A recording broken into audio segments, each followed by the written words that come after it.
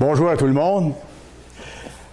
Aujourd'hui, nous allons examiner deux caractéristiques qui identifient les véritables serviteurs de Dieu, ceux qui sont conduits par son esprit et qui avancent vers le royaume avec persévérance dans toutes les circonstances qu'ils ont à affronter. Et Dieu permet que nous affrontions diverses sortes de circonstances parce qu'il ne faut pas oublier que ceux qui l'appellent, Dieu est en train de les entraîner, Dieu est en train de les habituer à compter sur lui dans toutes les situations. Que ce soit des grandes choses ou des petites choses, on doit vraiment développer de marcher avec lui continuellement. Et pour apprendre ça, il ne faut pas l'apprendre seulement théoriquement.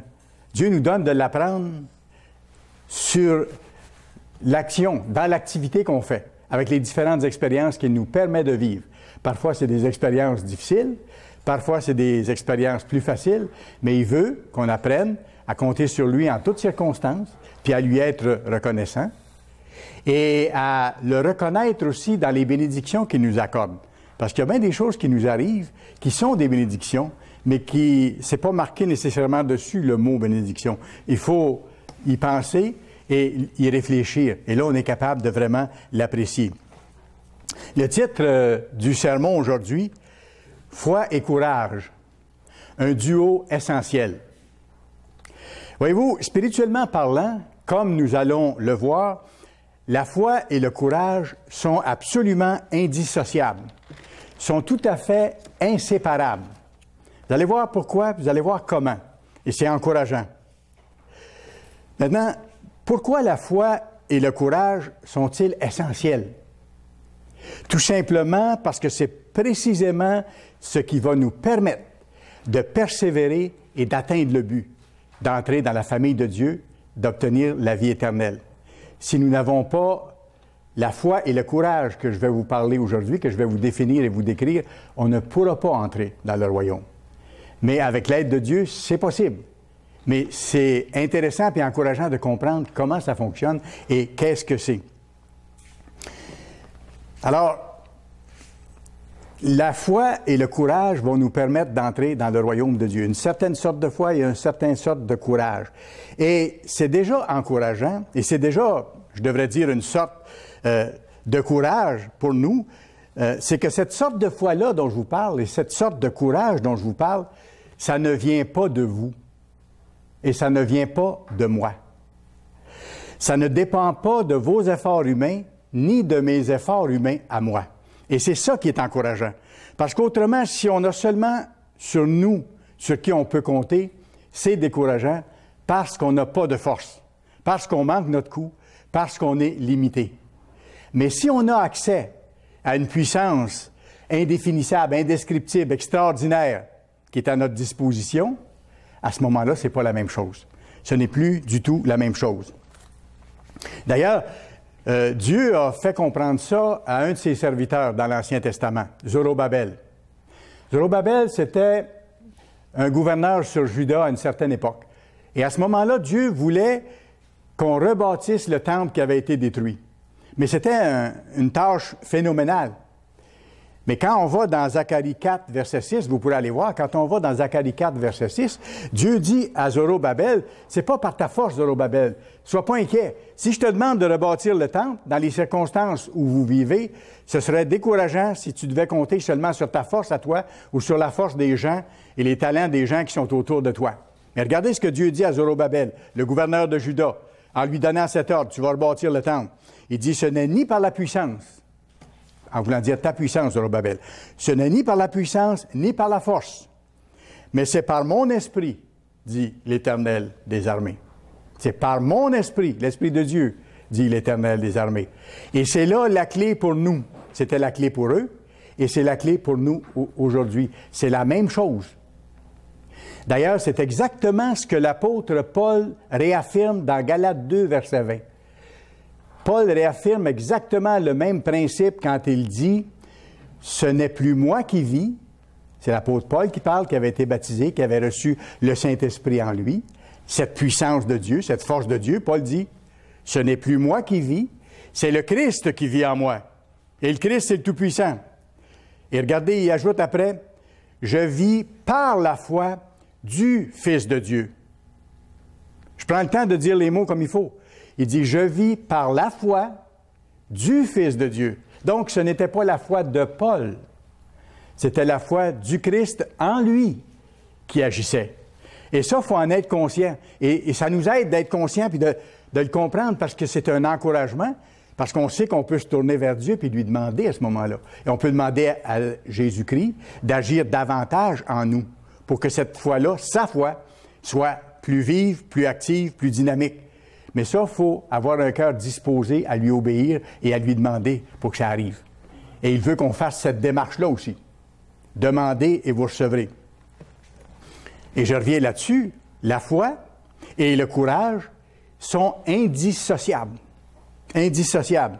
Si nous avons la foi de Christ en nous, nous avons aussi le courage du Christ. Et s'il y en a un qui a été courageux, c'est lui.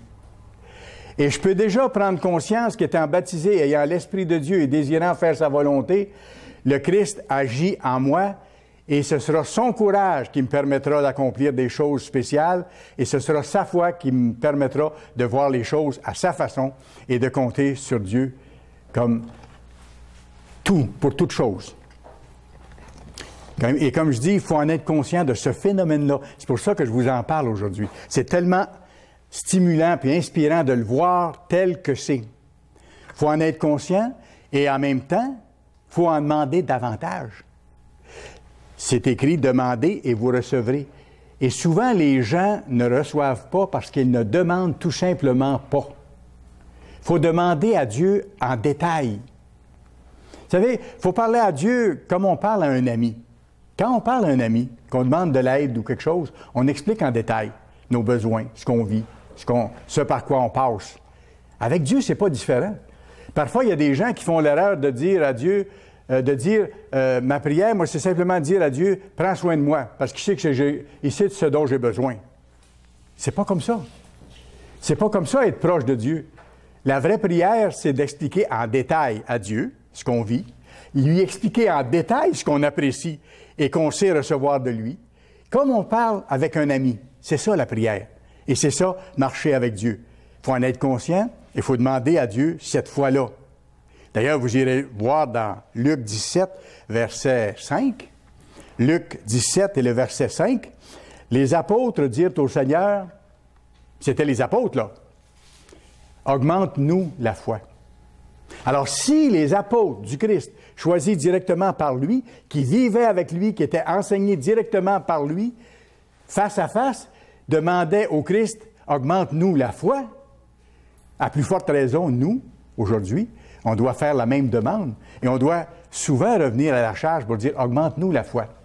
Parce que les circonstances de la vie, parfois nos faiblesses, nos émotions humaines et tout ça peuvent parfois ralentir la foi.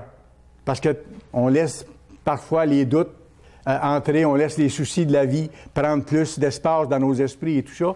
Mais si on demande régulièrement à Dieu la foi du Christ, on sera capable de passer par-dessus les soucis de la vie, les inquiétudes et les doutes. Pourquoi? Parce que ce sera la foi du Tout-Puissant en nous autres qui va agir. Il faut l'utiliser, cette foi-là.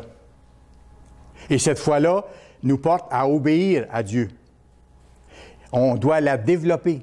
On doit la développer comment? On a un rôle à jouer. On la demande, oui, mais on a un rôle à jouer après. C'est qu'on doit pratiquer les œuvres de justice.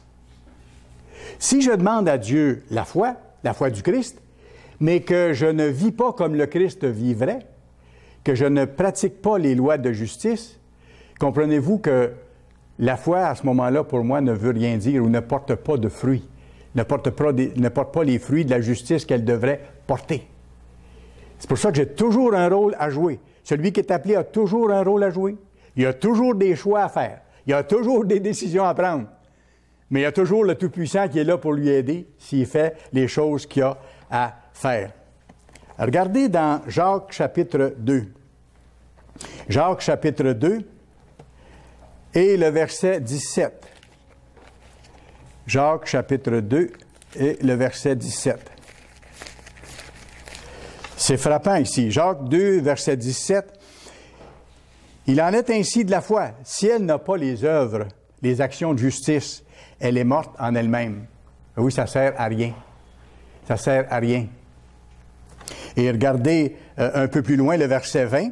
Veux-tu savoir, ô homme vain, que la foi sans les œuvres, elle est inutile?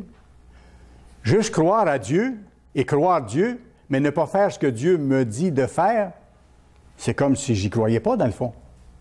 Écoutez, c'est comme si je dis, je connais la loi de la gravité, je sais qu'elle existe, je sais que si je vais au bout d'un précipice et que je me lance dans le vide, la loi de l'attraction va me tirer vers le fond et je vais me blesser ou je vais me tuer. J'ai beau savoir la loi, si je ne la mets pas en pratique, c'est comme si je ne le savais pas. C'est exactement la même chose au point de vue spirituel.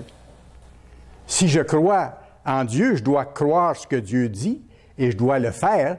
Et cette foi-là doit m'amener à faire des œuvres. Et ça la garde active, ça la garde vivante. Veux-tu savoir, ô homme vain, que la foi sans les œuvres, elle est inutile? Verset 24, un petit peu plus loin. Vous voyez que l'homme est justifié par les œuvres et non par la foi seulement. Non par la foi seulement. Pourquoi on dit justifié? Parce que s'il pratique les œuvres de justice, il marche dans la justice, il est justifié. Il continue de se purifier, de vivre selon les lois de Dieu. L'homme est justifié par les œuvres, non par la foi seulement. Et regardez l'exemple qu'il nous donne ensuite pour bien comprendre. Rahab, la prostituée, ne fut-elle pas également justifiée par les œuvres? Comment ça s'est passé dans son cas? Lorsqu'elle reçut les messagers et qu'elle les fit partir par un autre chemin. Vous savez, quand les espions ont été envoyés dans la ville de Jéricho, avant que les Israélites la prennent, selon l'ordre de Dieu, cette dame-là a reçu les espions, les a protégés, les a empêchés d'être tués. Elle a agi. Elle a fait quelque chose parce qu'elle a cru au Dieu des Israélites, au vrai Dieu. Mais elle a agi. Il y avait des œuvres. C'était des œuvres de justice. Voyez-vous?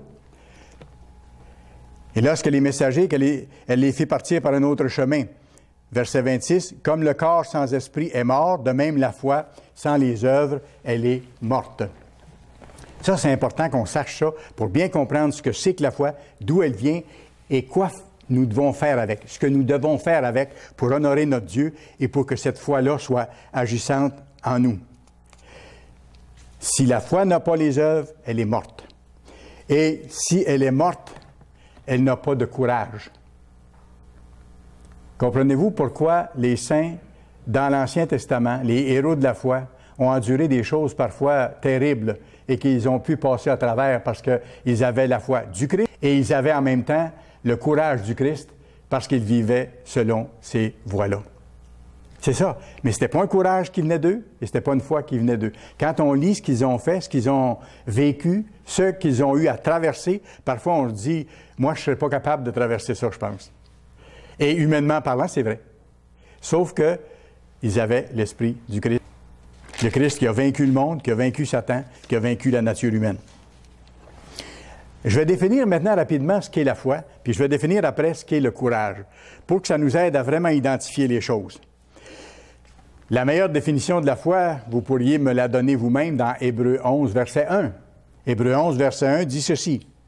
La foi, on parle de la foi de Dieu, là, la foi divine, non pas notre foi humaine.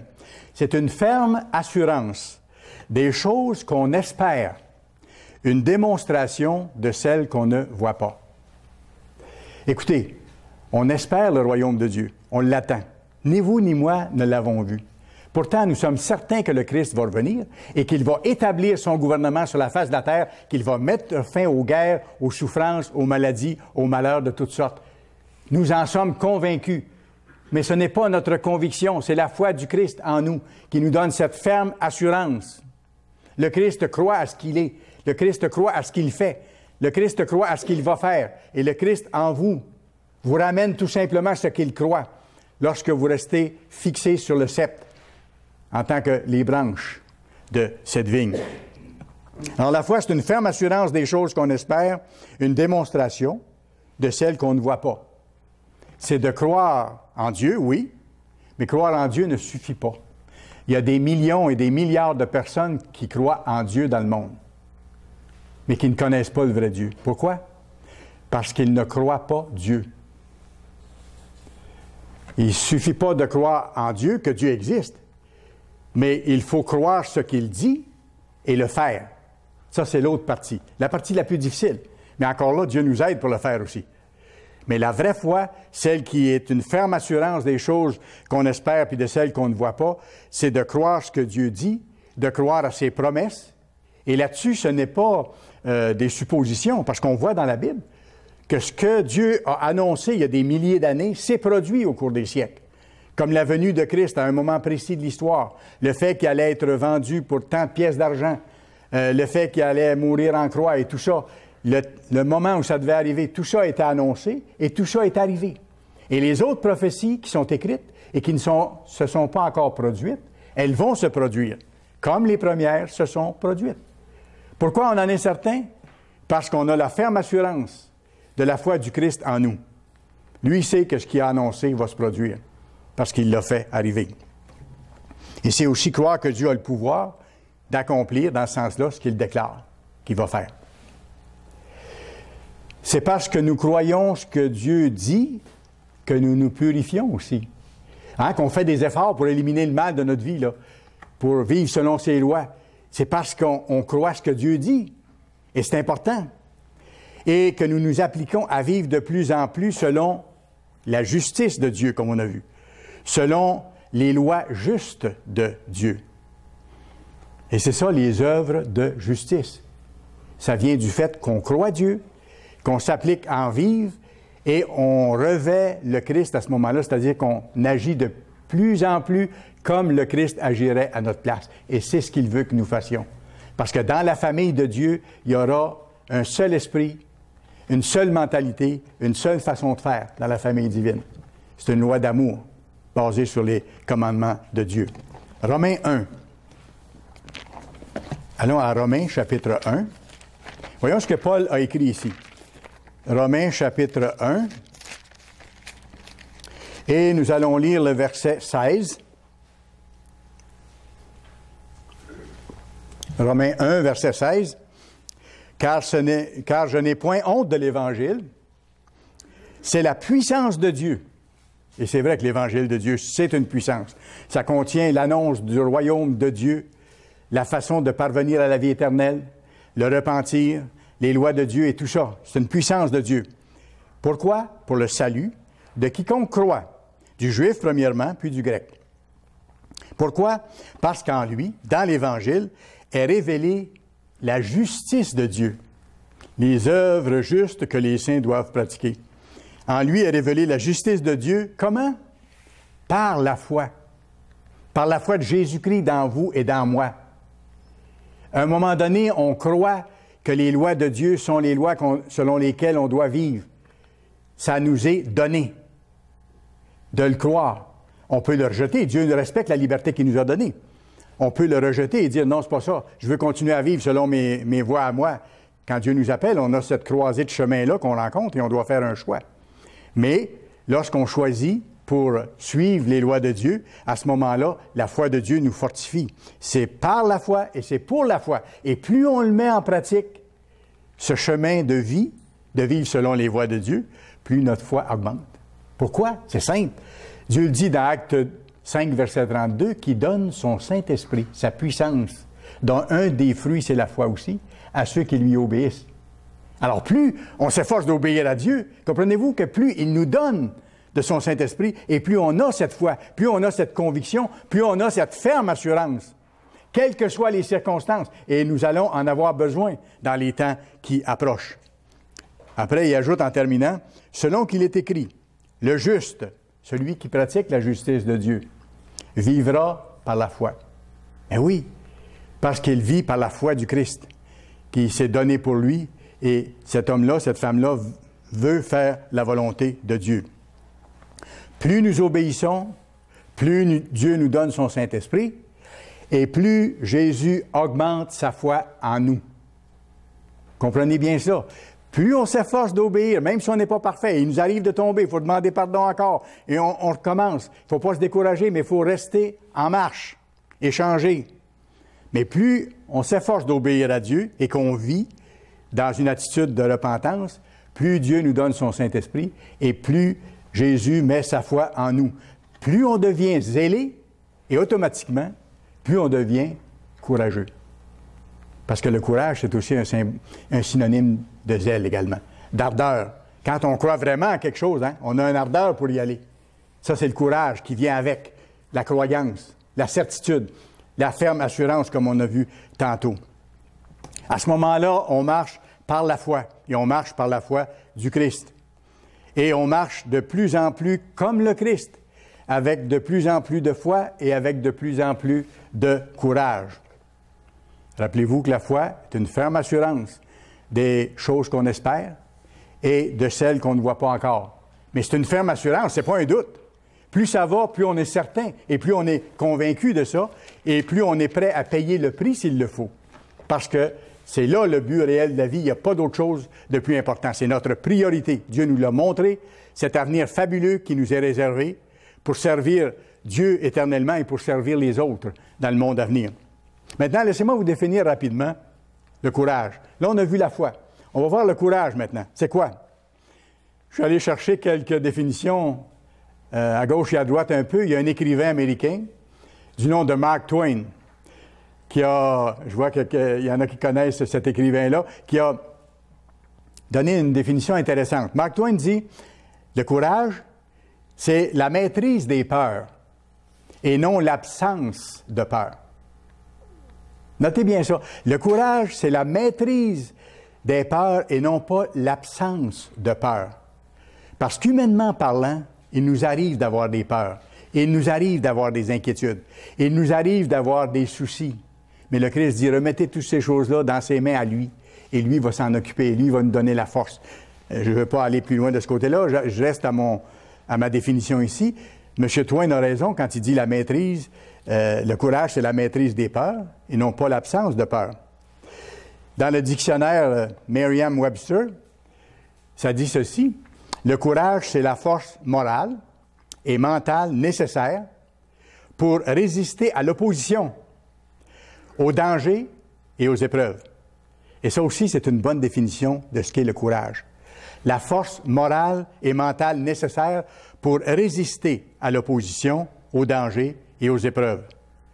Qu'est-ce que les héros de la foi d'Hébreux 11 ont fait? C'est qu'ils ont résisté à l'opposition. Combien d'entre nous sommes venus à l'Église et avons dû résister à l'opposition de nos amis ou même des membres de notre famille parce qu'ils ne comprenaient pas pour l'instant ce qui nous était donné à nous de comprendre?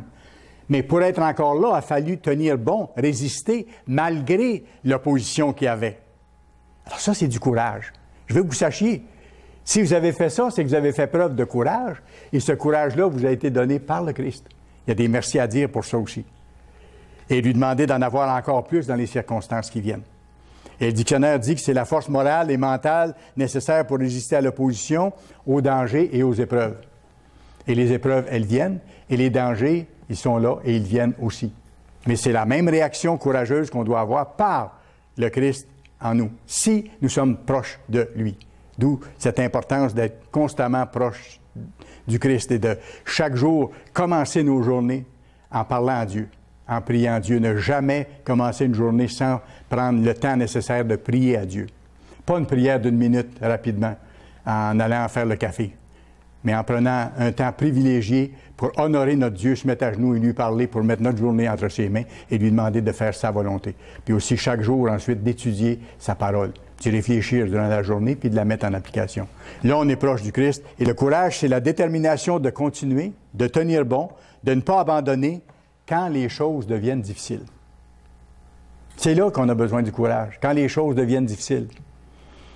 Quand tout va bien, on dirait qu'on est courageux, mais en fait, on n'a pas vraiment besoin de ce courage dont je vous parle. Et laissez-moi vous dire que le courage n'est pas une qualité innée.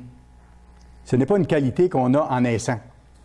Certains êtres humains sont peut-être plus naturellement courageux que d'autres, ça oui, ça c'est la réalité, mais ce n'est pas une qualité innée qui résout tous les problèmes. Et je vous parle maintenant du courage spirituel qui est d'un autre niveau maintenant, pour affronter des situations encore plus grandes.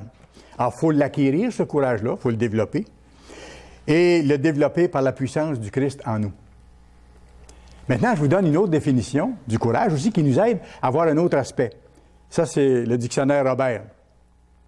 Le courage, c'est l'ardeur, l'énergie déployée pour réussir une entreprise. Le courage, c'est l'ardeur, l'énergie déployée pour réussir une entreprise. Vous avez un projet qui vous tient à cœur, vous vous préparez, vous planifiez, vous faites des sacrifices pour ça, et si vous y tenez vraiment, vous allez avoir le courage de continuer jusqu'au bout pour le réaliser. C'est pour ça qu'on donne cette définition ici. Le courage, c'est l'ardeur, l'énergie déployée pour réussir une entreprise, réussir ce qu'on entreprend. Et nous, on a entrepris un voyage spirituel incroyable qui nous amène vers un avenir inimaginable. Et c'est ce à quoi on tient le plus possible maintenant.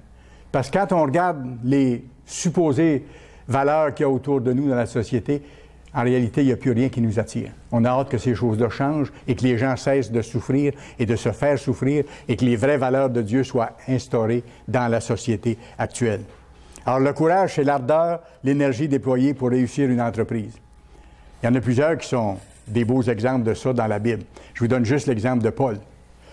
Est-ce qu'il y en a un qui a souffert plus que Paul? Oui, le Christ a souffert plus que Paul, mais parmi les autres apôtres et parmi les autres disciples, Paul a sans doute été un de ceux qui a le plus souffert, qui a été le plus maltraité, rejeté. Il a même été battu, il a été laissé pour mort, il a été lapidé.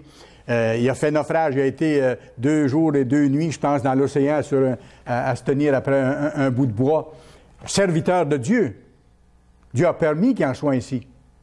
Dieu nous l'a donné en exemple et Dieu était avec lui jusqu'à la fin. Il lui avait dit qu'il avait une mission spéciale à accomplir et qu'il allait être avec lui jusqu'à la fin. Et Paul, c'est lui qui a dit « Je puis tout par celui qui me fortifie. » La foi de Christ en nous. Je puis tout par celui qui me fortifie. Ce n'est plus moi qui vis, c'est le Christ qui vit en moi. Hein? Et si je vis par la foi du Fils de Dieu qui m'a aimé. C'est ça. C'est de là que venait la force. Même chose pour M. Appartient, qui a littéralement donné sa vie jusqu'à l'âge de 94 ans, tant qu'il a pu jusqu'à la dernière limite. Vous voyez ça encore dans la vie de M. Meredith maintenant, 82 ans, qui se donne une charge de travail incroyable chaque jour, qui est en train de rédiger son autobiographie en plus de toutes ses responsabilités, malade, qui a eu 2 ACV, son épouse malade, gravement, continue. Son travail, sans arrêter. Qu'est-ce que c'est le courage? C'est l'ardeur, l'énergie déployée pour réussir une entreprise. Parce que dans la vie de M. Appartient, dans la vie de l'apôtre Paul, dans la vie de M. Meredith, la plus grande entreprise, c'est l'entreprise de Dieu. L'annonce de l'Évangile, finir l'œuvre pour que l'humanité soit libérée. Et c'est le rappel qui est la chose la plus importante de leur vie. Le dictionnaire Robert définit encore le courage comme ceci. Le courage, c'est la fermeté devant le danger. D'être ferme devant un danger. Et là, je vous donne un exemple. Vous allez comprendre facilement. Rappelez-vous les 3 amis de Daniel. Le roi Nebuchadnezzar avait dit que tout le monde devait se prosterner devant la statue d'or qu'il avait érigée à sa gloire. Et ces 3 jeunes hommes-là ont refusé parce que ces 3 jeunes hommes-là ne s'agenouillaient que devant Dieu. OK? Alors, ils ont refusé d'adorer cette statue-là. Et le danger, c'était d'être jetés dans une fournaise ardente. Ils ont accepté même d'être jetés dans une fournaise ardente pour ne pas transgresser la loi de Dieu. Ça répond à cette définition du courage. Le courage, c'est la fermeté devant le danger. Il y a d'autres exemples bibliques, mais cet exemple-là est vraiment frappant et c'est encourageant pour nous. Et on sera peut-être placés, certains d'entre nous, devant certaines situations où nous aurons des décisions à prendre qui impliquent beaucoup. Et on aura le choix, un ou l'autre. Mais toute notre vie éternelle est en jeu là-dedans. C'est pas peu de choses. Alors, le courage, c'est la fermeté devant le danger et devant la souffrance physique ou morale. Vous avez un autre bel exemple dans la Bible. Vous le connaissez très bien, on ne s'y reportera pas. C'est Job. Regardez l'histoire de Job, serviteur de Dieu, malade. Il a perdu tous ses enfants. Il a perdu sa fortune, perdu sa santé. Sa femme même voulait le rejeter et lui a dit « Maudis ton Dieu et meurs. Ça, c'était l'encouragement qu'il avait de son épouse. Mais Job, malgré tout ça, a resté fidèle à Dieu, même s'il ne comprenait pas ce qui lui arrivait. Et souvent, dans nos vies, on passe des périodes où on ne comprend pas ce qui nous arrive, et c'est là que c'est le moment de faire preuve de foi et de courage et de demander à Dieu qu'il nous donne la foi de Christ et son courage pour être capable d'attendre la réponse. Parce que Dieu a un timing. Dieu a un moment pour faire ce qu'il a à faire. M. Meredith a écrit dans une ancienne Tomorrow's World, concernant le courage, il a écrit ceci. « Le courage est une qualité dont nous aurons tous vraiment besoin dans les prochaines années afin d'agir selon le véritable christianisme, celui de la Bible. » C'est ce que je vous dis. On aura des situations à vivre. On aura des choses à rencontrer qui seront difficiles. Et la petite phrase de M. Meredith, elle est importante ici. Le courage est une qualité dont nous aurons tous vraiment besoin dans les prochaines années afin d'agir selon le véritable christianisme, celui de la Bible. Tout devient possible par le Christ qui nous donne la foi et le courage. Tout devient possible par lui. Ça, il faut s'en rappeler dans les moments difficiles. Vous irez voir dans Psaume 84 et le verset 6. Psaume 84 et le verset 6. Ça nous montre ce que Dieu va faire si on cherche à faire sa volonté. Psaume 84, allons-y. Psaume 84. Dieu, selon sa promesse, n'abandonnera jamais celui qui se tourne vers lui.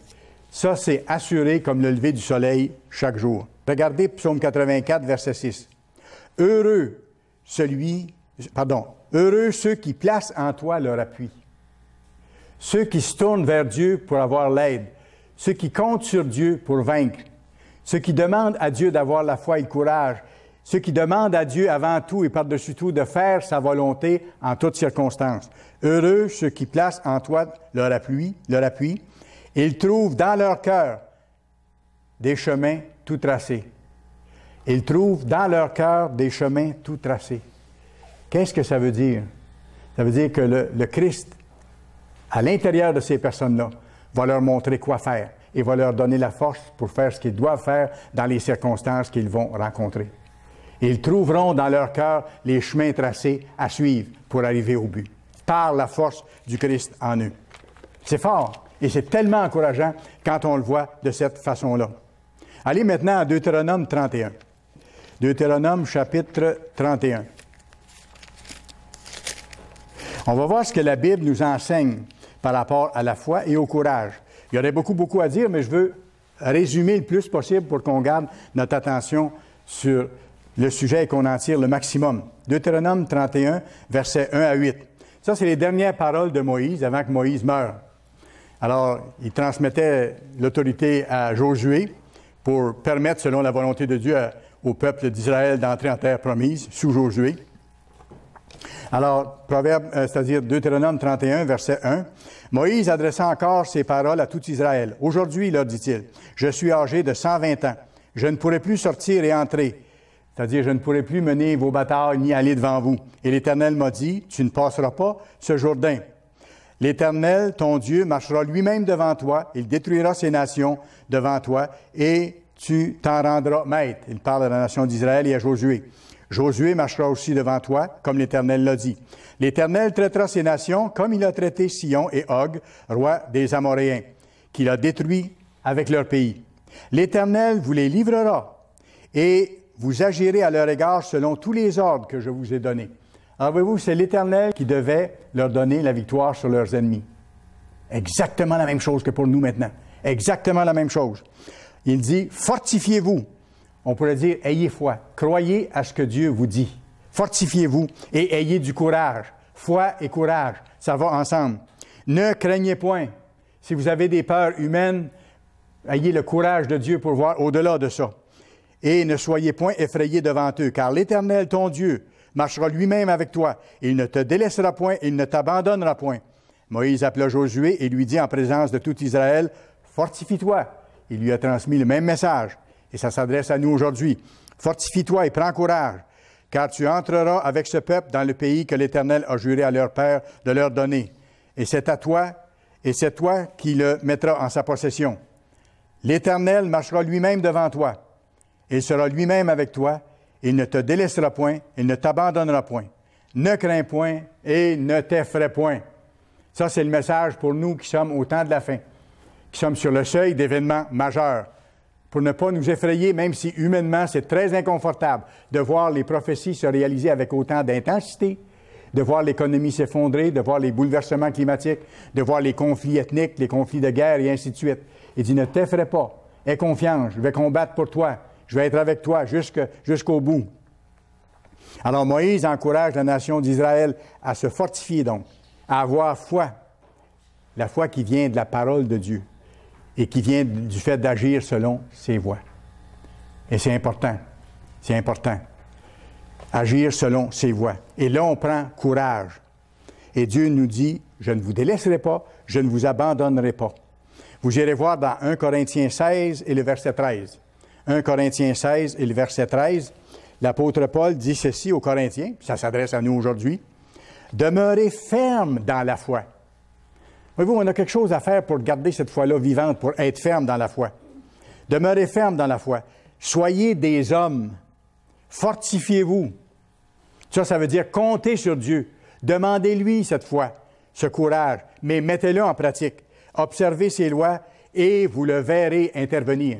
Et vous le verrez intervenir. Et je sais qu'il y en a plusieurs ici, vous m'en avez déjà parlé, qui ont déjà vu intervenir Dieu directement dans leur vie, soit dans des grandes choses, soit dans des petites choses. Même cette semaine, j'en ai encore entendu parler tantôt avant l'Assemblée.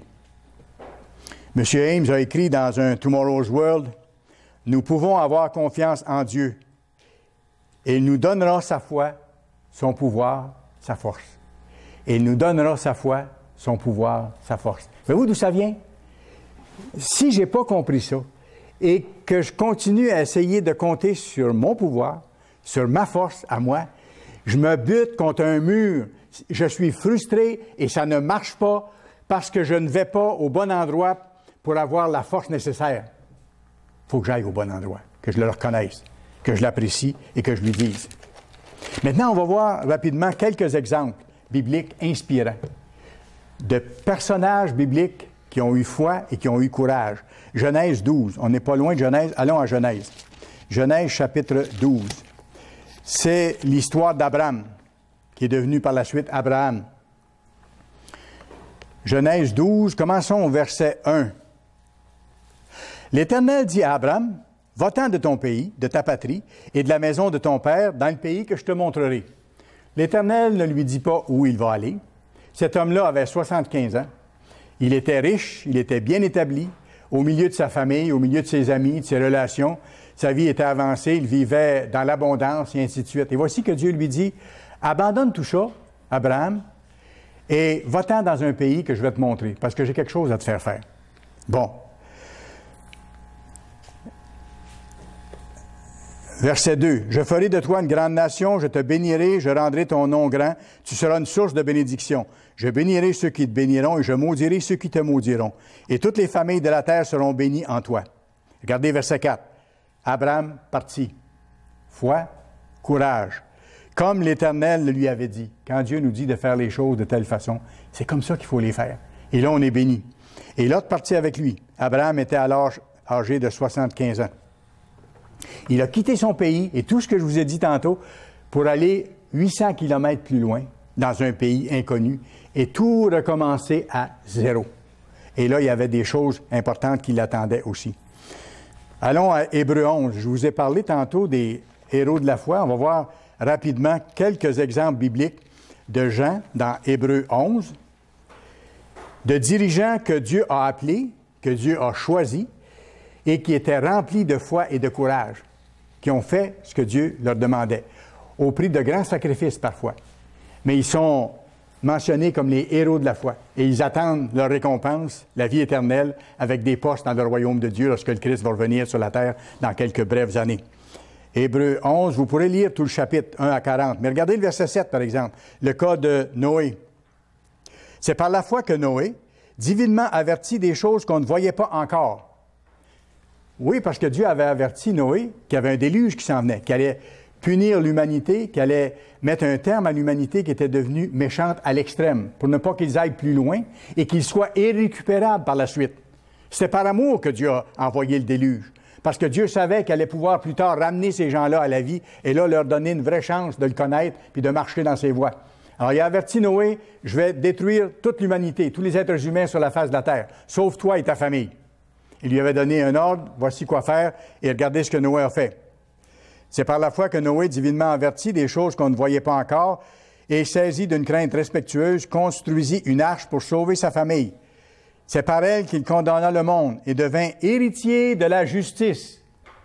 Mais oui, la justice qu'il a revêtue, là, les œuvres de justice qu'il a faites en obéissant à Dieu, c'est qu'il devient héritier de cette justice-là qu'il va enseigner dans le monde à venir, qui s'obtient comment? Par la foi. Par la foi. Formidable. Allons plus loin maintenant. Alors, on vient de voir l'exemple de Noé. Homme de foi, homme de courage. Il y en a plein d'autres ici dans le chapitre 11 de Hébreux. Allons au verset 24. Verset 24, ici c'est Moïse. C'est par la foi que Moïse, devenu grand, refusa d'être appelé fils de la fille de Pharaon. Lui avait été élevé à la cour de Pharaon, dans la richesse. On dit que Moïse était un commandant important de l'armée, lorsqu'on regarde l'histoire et tout ça. Alors donc, il avait un poste prestigieux, richesse, gloire, tout ce que vous voulez. Et il dit, c'est par la foi que Moïse, devenu grand, refusa d'être appelé fils de la fille de Pharaon. Il préféra être maltraité avec le peuple de Dieu plutôt que d'avoir pour un temps la jouissance du péché. Et regardez le choix, là. Vie facile, vie abondante, vie de richesse, poste brillant. Moïse, par la foi de Christ, abandonne ça. Pour un poste meilleur? Non. Pour souffrir avec le peuple de Dieu. Voyez-vous? On aura à souffrir des choses d'ici le temps de la fin, d'ici la fin de tout. Mais il faudra tenir bon. Moïse a son nom écrit parmi les héros de la foi et il attend sa récompense. Regardez le verset 26.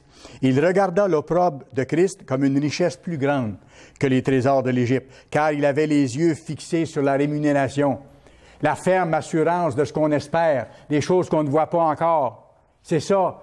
Moïse l'avait, comme vous l'avez, j'espère. Si vous ne l'avez pas assez, demandez à Dieu qu'il vous la donne. Et il va vous la donner. Et vous serez capable de passer à travers des situations extrêmement difficiles, s'il le faut. C'est par la foi qu'il quitta l'Égypte, sans être effrayé de la colère du roi, car il se montra ferme. Voyez-vous, la foi, c'est une ferme assurance. Il y a une fermeté qui vient avec. Comme voyant celui qui est invisible. Il ne le voyait pas physiquement, mais comme voyant celui qui est invisible, le Christ, le chef de l'armée de l'Éternel. C'est par la foi qu'il immola la Pâque. Et il fit l'aspersion du sang, afin que l'exterminateur ne touche pas au premier-né des Israélites, et ainsi de suite. Un autre exemple, rapidement, verset 31. Rahab, c'est par la foi que Rahab, la prostituée, ne périt pas avec les rebelles, parce qu'elle avait reçu les espions avec bienveillance. Encore un autre bel exemple de foi, de courage, de quelqu'un qui a compté vraiment le coup, qui a fait les choses qu'il fallait faire. Le dernier exemple que je veux vous donner, il est frappant et il va vous aider, j'espère autant qu'il m'a aidé. Et c'est l'exemple de David. Allez à 1 Samuel chapitre 17. 1 Samuel chapitre 17.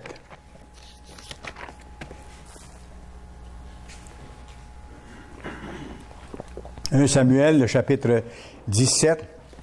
Ici, vous avez l'armée d'Israël qui est là, qui est paralysée, parce que les Philistins sont en face, et il y a ce géant qui sort chaque jour, qui insulte Dieu, qui insulte l'armée d'Israël, qui dit « Envoyez-moi quelqu'un pour se battre, et puis ça va se régler. » Mais tout le monde a peur. Le roi Saül a peur, l'armée a peur, le peuple d'Israël a peur. Et vous avez un tout petit berger, David, qui, lui, a démontré la foi de Dieu et le courage de Dieu. Pas sa foi, pas son courage. La foi de Dieu et le courage de Dieu. Ça, c'est formidable. Et c'était pas arbitraire, ou c'était pas tout d'un coup comme ça. Parce que David avait vécu avant ça des expériences avec Dieu. Il avait marché avec Dieu. Il avait compté sur lui auparavant dans plein de situations difficiles et il avait vu que c'était Dieu qui l'avait délivré. Et il avait dit, le même Dieu qui m'a délivré de ces choses-là va me délivrer de la main de ce géant que je ne suis pas capable d'abattre. C'est Dieu qui va le faire. Rappelez-vous, Dieu avait dit, je vais combattre pour vous. Hein? David le savait, ça. David le savait et David l'a mis en application. David savait que Dieu était avec lui. 1 Samuel 17 et le verset 26. Verset 26. David dit aux hommes qui se trouvaient près de lui, « Que fera-t-on à celui qui tuera ce Philistin et qui ôtera l'opprobre de dessus Israël? Qui est donc ce Philistin, cet incirconcis, pour insulter l'armée du Dieu vivant? » Alors, David n'avait pas peur. Il dit, « Qui va intervenir? » Regardez le verset 32, un peu plus loin. David dit à Saül, on sait l'histoire, vous pourrez lire entre les deux, David a été amené auprès du roi Saül et lui a offert d'aller combattre. Mais Saül a dit, « T'es trop jeune, t'es trop petit, tu ne pourras pas. » Regardez ce qui se passe. Verset 32. Verset 32, pardon. David dit à Saül, « Que personne ne se décourage à cause de ce Philistin. Ton serviteur, en voulant dire moi, ira se battre avec lui. » Saül dit à David, « Tu ne peux pas aller te battre avec ce Philistin, car tu es un enfant.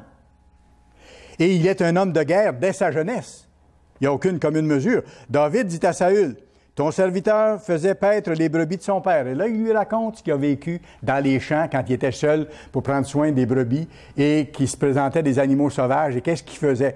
Et Dieu a permis que ça arrive, ces choses-là, pour développer la foi de David, à travers les expériences qu'il lui a donné de vivre et de voir que c'est Dieu qui le délivrait de ces choses-là et que ce n'était pas par sa force. Nulle part, David dit, « Hey, moi j'étais fort, hein? J'étais un adolescent solide, je m'étais entraîné, j'étais capable de faire plein de choses. » Jamais David dit ça, vous allez voir. David dit à Saül, « Ton serviteur faisait paître les brebis de son père. Et quand un lion ou un ours venait en enlever une du troupeau, je courais après lui, je le frappais et j'arrachais la brebis de sa gueule. S'il se dressait contre moi, je le saisissais par la gorge, je le frappais et je le tuais. » C'est pas humain. C'est pas humain. Il y a quelque chose de plus, là, que Dieu a permis qu'il arrive. Verset 36. « C'est ainsi que ton serviteur a terrassé le lion et l'ours. Et il en sera du Philistin, de cet incirconcis, comme de l'un d'eux, car il a insulté l'armée du Dieu vivant. » David dit encore, et regardez la réponse que David donne, « L'Éternel qui m'a délivré de la griffe du lion et de la patte de l'ours me délivrera aussi de la main de ce Philistin. » Voyez-vous sur qui il comptait? Sur qui ses yeux étaient? Voyez-vous qu'il avait l'assurance des choses qu'on ne voit pas encore? Il ne voyait pas que humainement il pourrait détruire ce géant-là, mais il savait que Dieu avait la force de le faire. Et il allait parce que Dieu avait été insulté. Voyez-vous? Et Saül dit à David, « Va, et que l'Éternel soit avec toi. » Mais regardez le verset 38. Ça, c'est mignon de voir, et c'est drôle de voir la situation. Verset 38.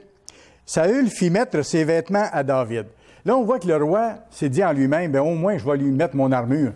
Il n'est pas pour aller là, se battre avec presque rien sur le dos, avec de simples vêtements civils, pour affronter le géant qui est armé jusqu'aux dents, qui a une cuirasse, qui a un casque et tout ça. » Alors Saül fit mettre ses vêtements à David.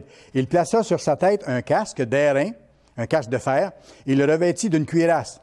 David ceignit l'épée de Saül. Et l'épée de Saül devait être grande et pesante, parce que Saül, c'était un homme très grand.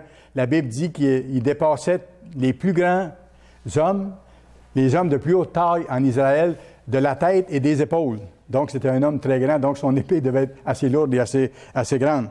David ceignit l'épée de Saül par-dessus ses habits et voulut marcher, car il n'avait pas encore essayé. Mais il dit à Saül, « Je ne puis pas marcher. Je suis même pas capable de marcher avec ce que tu me donnes de mettre sur le dos pour aller me battre. Je suis pas capable d'avancer avec cette armure. Je n'y suis pas habitué. » Il était trop petit en plus, puis il n'était pas habitué de marcher avec ça. Il s'en débarrassa. Il enlève tout ça, et il prit en main son bâton, ça il était habitué, il avait soin des moutons avec ça, et choisit dans le torrent 5 pierres polies, et les mit dans sa gibecière de berger et dans sa poche. Puis sa fronde à la main, il s'avança contre le Philistin. Voyez-vous? Il laisse toutes les armes humaines qui auraient été logiques de prendre, qui étaient même trop grandes pour lui parce que c'était encore un adolescent, et il prend ses petits cailloux qu'il prenait d'habitude et sa fronde, puis il s'en va.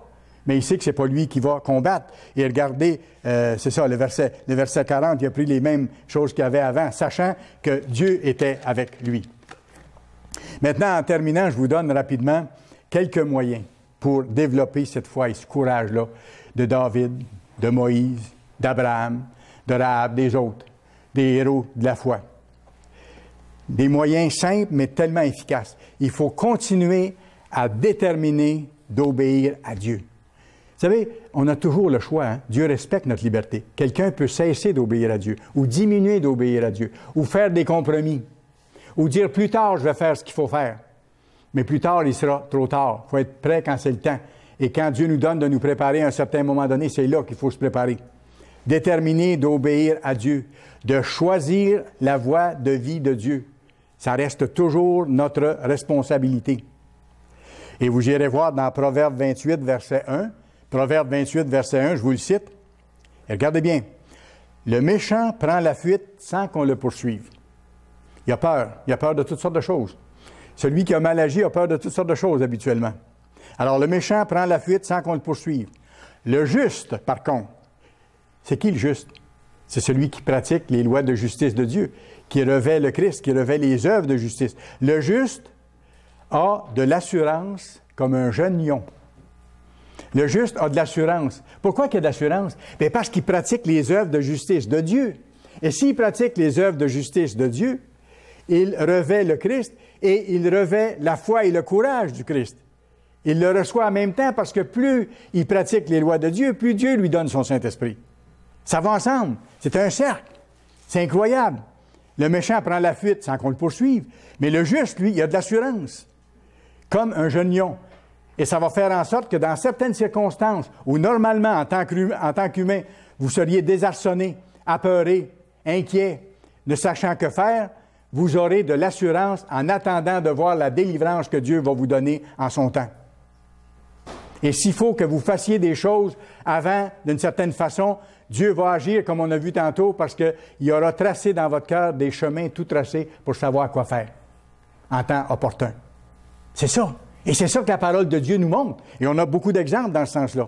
Alors, le premier moyen pour développer foi et courage, c'est de continuer de choisir d'obéir à Dieu et de vivre avec cette assurance-là. Deuxièmement, ne pas chercher à plaire aux hommes ou aux gens, ne pas chercher à plaire aux gens, mais chercher à plaire à Dieu en toutes circonstances, que ça aille bien ou que ça aille pas bien. Chercher à plaire à Dieu en toutes circonstances, mais ne pas chercher à plaire aux gens. On a des exemples malheureux dans la Bible de gens qui ont cherché à obéir, à plaire aux gens plutôt que de plaire à Dieu. Et les résultats n'ont pas été très bons.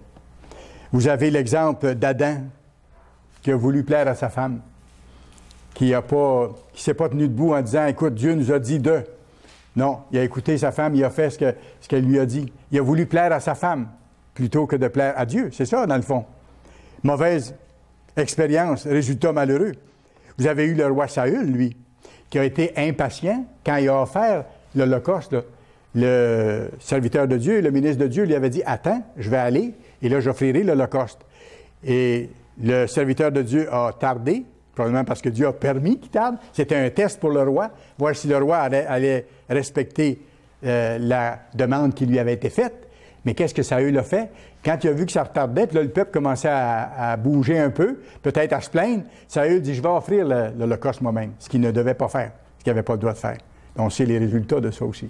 On sait ce que ça a apporté sur la nation et sur Saül aussi. Même expérience malheureuse avec Aaron. Même chose. Aaron, qui a voulu plaire au peuple plutôt que plaire à Dieu. Son frère était allé pour recevoir les commandements. Il avait donné des directives d'attendre et tout ça. Quand le peuple a commencé à bouger, Aaron a eu peur de Dieu ou peur des hommes? Il a voulu plaire aux hommes. Il a dit « Amenez-moi vos bijoux. » C'est ça. Alors, il a voulu plaire aux hommes et non pas plaire à Dieu. Salomon, son histoire a mal fini. Pourquoi? Parce qu'il a voulu plaire à ses femmes. Il leur a bâti des autels aux faux dieux et ainsi de suite. Alors, vers la fin de sa vie, il a cessé de plaire à Dieu pour commencer à plaire aux femmes. Alors, ne pas chercher à plaire aux gens, mais toujours chercher à plaire à Dieu. Ça, c'est important. Ça, c'est important. Autre point, croire Dieu et lui faire confiance. Croire Dieu et lui faire confiance. Vous irez voir dans 1 Corinthiens 10, verset 13. C'est une promesse que j'aime beaucoup et qui est tellement encourageante. 1 Corinthiens 10, verset 13. Dieu a promis de nous donner les moyens de supporter toutes les épreuves qu'il permettrait que nous ayons. C'est une promesse.